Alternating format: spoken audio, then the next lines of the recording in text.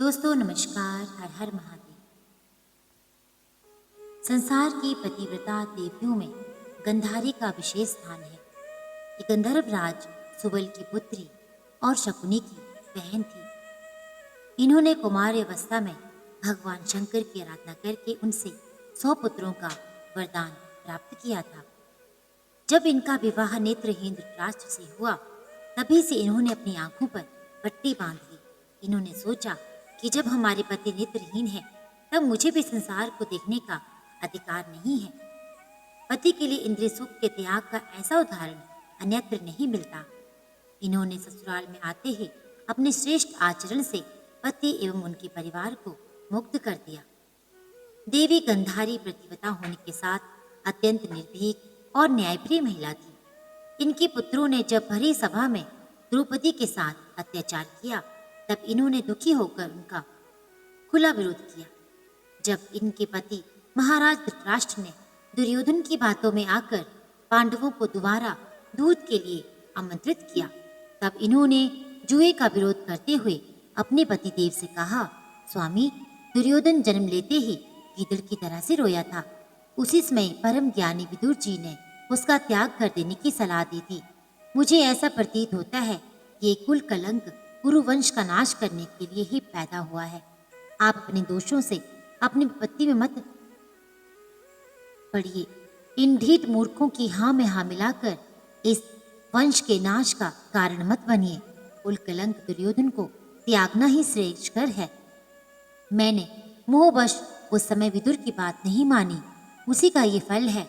राज्य लक्ष्मी क्रूर के हाथ में पकड़ पड़कर उसी का सत्यानाश कर देती है। बिना विचारे काम करना आपके लिए बड़ा दुखदायी सिद्ध होगा।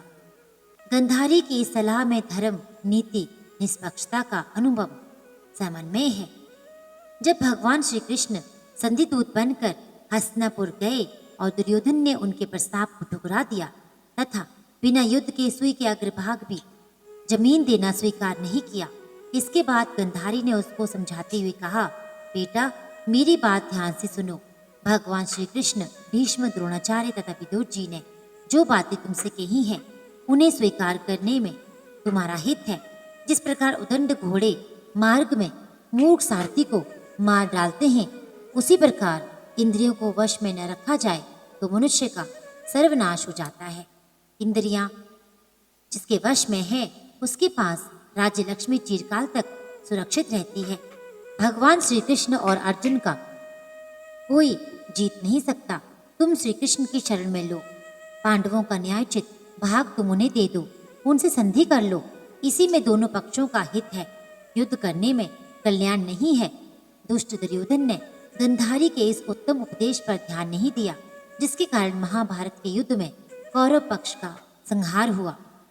देवी गंधारी ने कुरुक्षेत्र की भूमि में जाकर वहां महाभारत के महायुद्ध का विनाशकारी परिणाम देखा। उनके 100 पुत्रों में से एक भी पुत्र शेष नहीं बचा।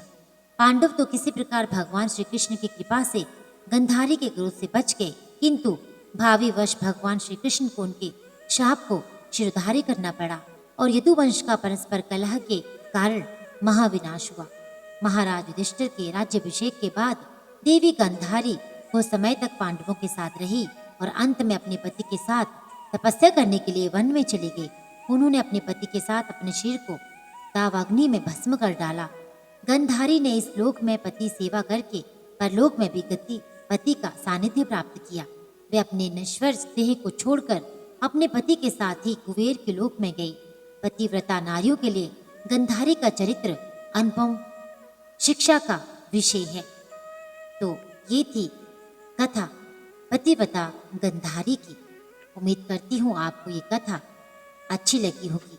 ऐसी अन्य कथाएं सनातन धर्म से जुड़ी सुनने के लिए इस चैनल के साथ जुड़े रहिए, ताकि मैं आपके लिए अधिक से अधिक कथाएं ला सकूं। चैनल को अधिक से अधिक सब्सक्राइब और वीडियो को शेयर करना बिल्कुल ना भूलिएगा।